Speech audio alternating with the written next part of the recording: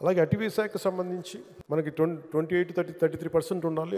అటవీ పర్సంటేజ్ అంటే చంద్రబాబు గారు ఇచ్చిన మా అందరికీ డైరెక్టివ్ ఏమి ఇచ్చారంటే ఇది 50% పెరగాలి. ఇది ఆంధ్రప్రదేశ్లో 50% మొత్తం మీకు పచ్చదనమే ఉండాలి అని దాన్ని స్ఫూర్తిగా తీసుకుని 6,000 ఎకరాల్లో దాదాపు 22 లక్షల మొక్కలు నాటడం జరిగింది మన ఈ మధ్యనే. అలాగే రోడ్ సైడ్ గ్రీనరీ ఇంప్రూవ్ చేసే ప్రయత్నంగా ఇప్పటి వరకు 14 కిలోమీటర్ల పొడవున కొన్ని 5,800 మొక్కలు నాటాం. అలాగే పెరుగుతున్న వైల్డ్ లైఫ్ సమస్యలు, ముఖ్యంగా elephant and man animal conflicts ఉంటాయి, మీ అందరికీ తెలుసు. మనం చిత్తూరులో చూసాం. అలాగే మనకి విజయనగరం, మన పార్వతీపురం, పాతపట్నంలో చూస్తూ ఉన్నాం.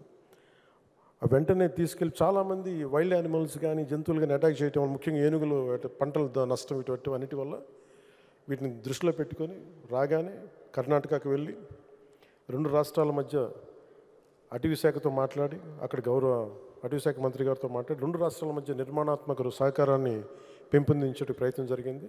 అలాగే వాళ్ళు అక్కడ కుంకి ఎలిఫెంట్స్ని తీసుకొచ్చి మన ఎలిఫెంట్స్కి అవసరమైన ట్రైనింగ్ అండ్ నాలెడ్జ్ మావటిలకి ఇచ్చేయడానికి ఒప్పందం కుదుర్చుకోబోతున్నాం. ఆంధ్రప్రదేశ్లో ఇప్పటి వరకు 23 నగర వనాలు ఏర్పాటు చేసుకున్నాం. కొత్తగా 13 నగర వనాలను మంజూరు చేయించుకున్నాం.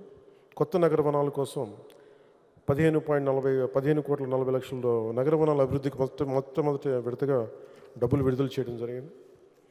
అంతేకాకుండా 32 కమ్యూనిటీ బేస్డ్ ఎకో టూరిజం సెంటర్స్ని ప్రారంభించాం. ఇప్పుడు కొత్తగా మరొక 5 కేంద్రాలను ఏర్పాటు చేసుకున్నాం. ఒక్కొక్క సెంటర్లో 50 మందికి ప్రత్యక్షంగాను, మరో 500 మందికి పరోక్షంగాను ఉపాధి కల్పించడం జరుగుతుంది.